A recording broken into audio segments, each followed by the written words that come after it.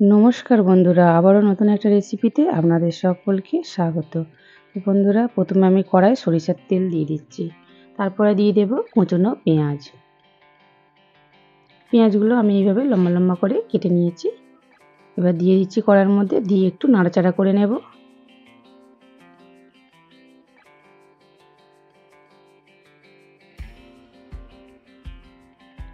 আমি পেঁয়াজগুলো কিন্তু ভাজবো না, একটু নাড়াচাড়া করে নিয়েছি।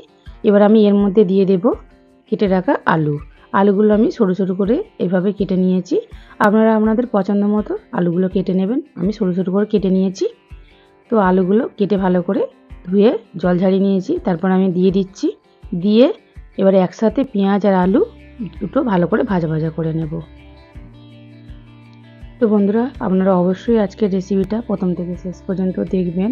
আশা করছি ভালো লাগবে। আর ভালো লাগলে প্লিজ একটা লাইক দেবেন, সাবস্ক্রাইব করে পাশে থাকবেন। তো দেখুন বন্ধুরা, আমি কিন্তু খুব লাল লাল করে ভাজিনি, হালকা করে ভেজে নিয়েছি। এবার আমি এর মধ্যে দিয়ে দেব স্বাদ মতো লবণ।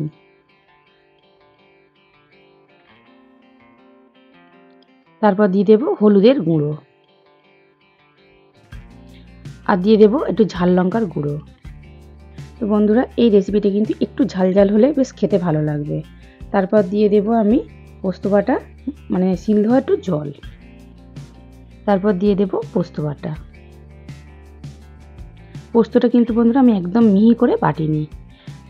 তো তারপরে দিয়ে দিচ্ছি 3টে কাঁচা লঙ্কা। এবার খুব ভালো করে আমি মিশিয়ে নেব।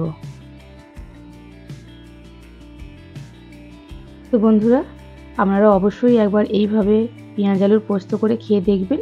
খুব ভালো লাগে খেতে, অসাধারণ লাগে কিন্তু। তো বন্ধুরা, এইভাবে পোস্ত করে ডাল পোস্ত দিয়ে ভাত দারুণ কিন্তু খেতে লাগে।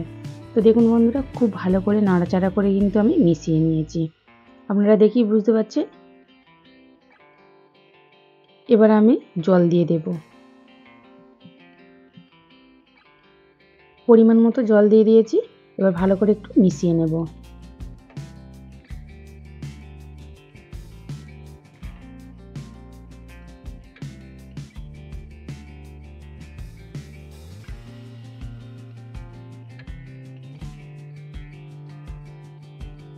এবার আমি একটা থালা ঢাকা দিয়ে দেব। ঢাকা দিয়ে 2-3 মিনিট রান্নাটা করে নেব। তো বন্ধুরা, 2 মিনিট হয়ে গেছে। আমি থালাটা এবার খুলে নিচ্ছি। দেখে নেব আলুগুলো সিদ্ধ হয়েছে কিনা। তো বন্ধুরা, আলুগুলো কিন্তু আমি সরু সরু করে দিয়েছি, সিদ্ধ হয়ে যাওয়ারই কথা। দেখুন বন্ধুরা, আলুগুলো কিন্তু খুব ভালোভাবে সিদ্ধ হয়ে গেছে। কিন্তু পোস্ত যেহেতু, আমি আরেকটু মাখো মাখো করে নেব। একদম শুকনো করব না, একটু মাখো মাখো মতো করে নেব, থপথপের মতো। তাহলে কিন্তু খেতে গরম ভাতে খুব ভালো লাগবে। মেখে মেখে ভাত দিয়ে খেতে অসাধারণ লাগে। আপনারা কিন্তু অবশ্যই একবার এইভাবে পেঁয়াজ পোস্ত বানিয়ে বাড়িতে খেয়ে দেখবেন, খুব ভালো লাগে। দেখুন বন্ধুরা, খুব ভালো করে কিন্তু আমি নাড়াচাড়া করে দেখুন থপথপে করে নিয়েছি। এবার একটু কাঁচা সরিষার তেল দিয়ে দিচ্ছি, তাহলে কিন্তু খেতে আরও ভালো লাগবে। তো কাঁচা সরিষার তেলটা দিয়ে একটু মিশিয়ে নিচ্ছি। তো যেহেতু বন্ধুরা পোস্ত রান্না করা কিন্তু আমার হয়ে গেছে, নামাবার আগে কিন্তু আমি কাঁচা সরিষার তেলটা দিয়েছি। এবার আমি গ্যাসটা অফ করে দিয়েছি। এবার আমি নামিয়ে নিচ্ছি। তো দেখুন বন্ধুরা, কত সুন্দর দেখতে লাগছে। খেতেও কিন্তু গরম ভাতে বন্ধুরা অসাধারণ লাগে। আপনারা কিন্তু এইভাবে অবশ্যই একবার পেঁয়াজ পোস্ত রান্না করে খেয়ে দেখবেন, খুব ভালো লাগে। তো দেখুন বন্ধুরা, কত সুন্দর দেখতে লাগছে। খেতেও কিন্তু অসাধারণ হয়েছিল।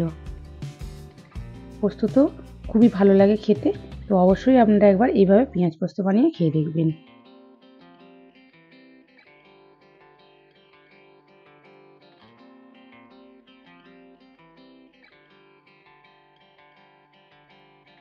তো বন্ধুরা, দেখা হচ্ছে নতুন একটা রেসিপি নিয়ে।